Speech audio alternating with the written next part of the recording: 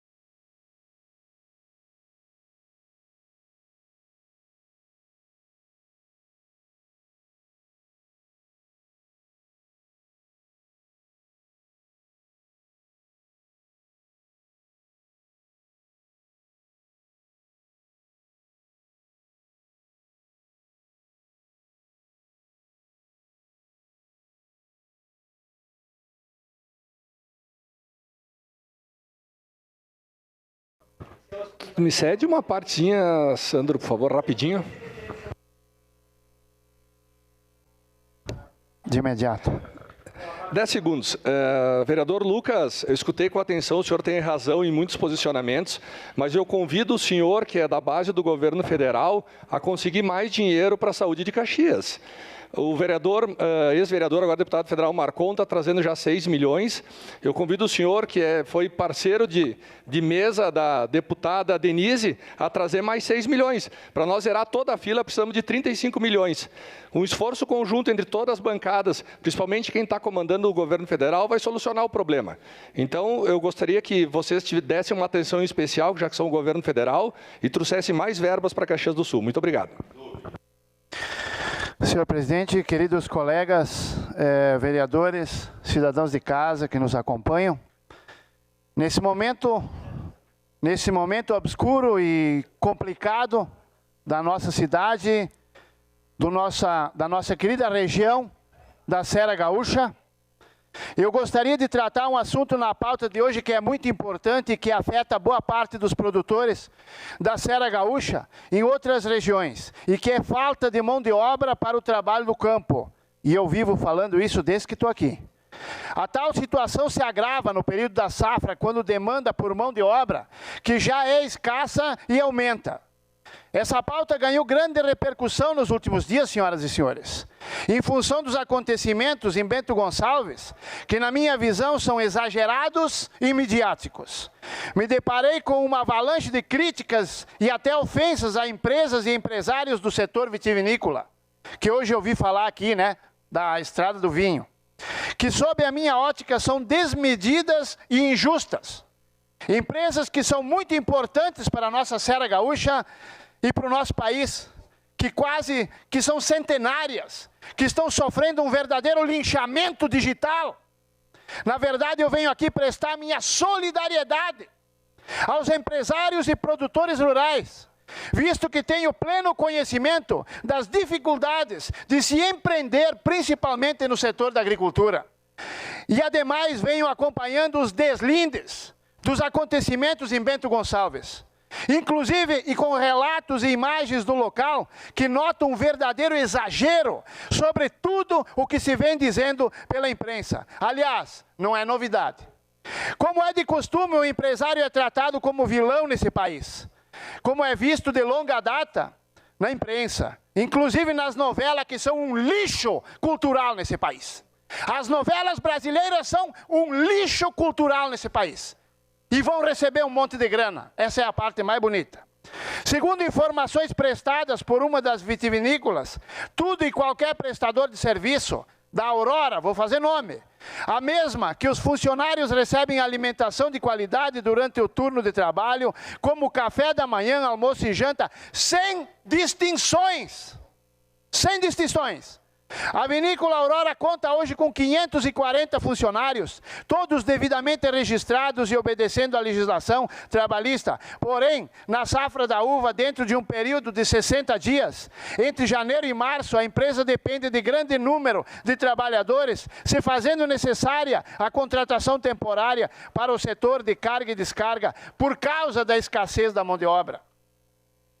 No mais, cumpre destacar alguns relatos de um ex-colaborador da empresa terceirizada, supostamente envolvida com o caso, que atuou na condição de supervisor dos trabalhos que afirmou. Gente, aqui vem a parte que mais interessa a todo mundo. As palavras que eu vou falar agora são palavras da boca do delator. A boca do delator. E não do defensor, e sim aquele que delatou o suposto crime. Pasmem, porque agora é triste, é complicado, é absurdo o que a gente vai ouvir esse homem dizer.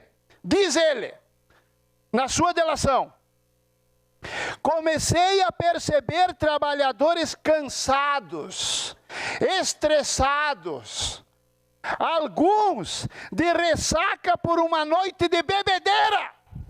Aonde é que escravo sai de noite para ir em bodega encher a cara? Em qual lugar do mundo que o escravo sai da onde ele trabalha para ir na bodega encher a cara? Me diz, vem aqui alguém e me explique. Em qual lugar do mundo existe esse tipo de escravidão? E aí chamam de escravidão o cara que de noite sai, vai para a bodega, enche a cara e no outro dia está cansado, com ressaca, se sente estressado. Gente, é um absurdo, um absurdo. O mesmo supervisor, buscando dar um enfoque político para a situação, que não se esperava mais, desse tipo de gente, né? Chegou a dizer que quando alguém não trabalhava direito, ele tinha que entregar o nome para um cara, pasmem, que andava armado com a camisa do Bolsonaro. Gente, eu compreendo que existem as ideologias e que cada um defende a sua. Mas quando a gente atinge a hipocrisia máxima, no seu limite absoluto, um cara desse tinha que ir preso. Porque passar de todos os limites dessa forma é inaceitável. Usar da política, da ideologia e da mentira para prejudicar uma empresa como a Aurora, que é orgulho da nossa Serra Gaúcha, em todo o Brasil e no mundo. O qual que parece um exagero quando tudo está publicado em relação à situação de Bento Gonçalves. Gente, eu registro aqui que eu sou contra qualquer tipo de maus tratos a funcionários de qualquer área. Agora, quando se usa da mentira e da hipocrisia, a gente não pode aceitar. Eu conheço, senhoras e senhores, vários produtores rurais aqui da nossa serra. Eu conheço os alojamentos onde os funcionários temporários ficam. São simples, são humildes, mas são temporários, são para 60 dias. O importante é que sejam limpos. Eu visitei ontem, senhoras e senhores, por causa desse caso, eu visitei um alojamento aqui próximo de Caxias, que o agricultor me ligou e me pediu: Fantinel, vem ver. E eu fui. Ele tinha contratado os funcionários por 30 dias e cedeu o alojamento para eles. Ele me chamou lá para mim ver o alojamento, porque os caras trabalharam 1 semana e meia e pediram as contas. Ele pagou tudo direitinho e foram embora. Não dava para entrar no alojamento. Do fedor de urina, do fedor de podre e da imundícia que eles deixaram o alojamento numa semana e meia.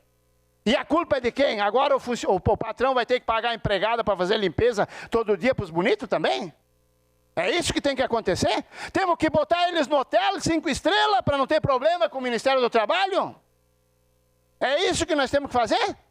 Gente, eu só vou dar um conselho. Agricultores, produtores, empresas agrícolas que estão nesse momento me acompanhando, eu vou dar um conselho para vocês. Não contratem mais aquela gente lá de cima.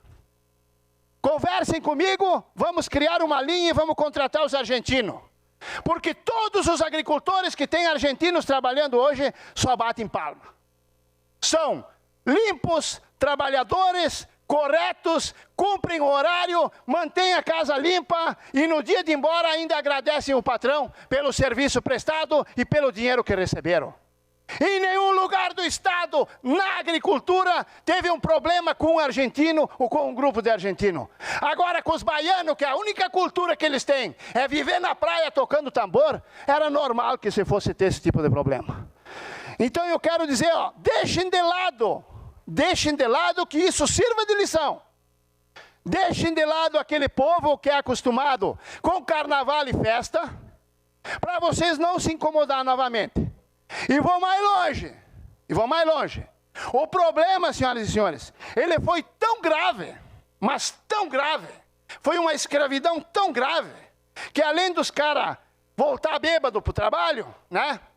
Teve vários desse mesmo grupo que não quiseram ir embora, que quiseram permanecer em Bento e que quiseram permanecer na empresa e continuar trabalhando. Ué? Mas se estava tão ruim, senhor presidente, se estava tão ruim a escravidão, como é que alguns do próprio grupo não quiseram ir embora? Quiseram permanecer trabalhando na empresa? Ué, se estava tão ruim, a situação teria que ser unânime. Todos deveriam querer ir embora.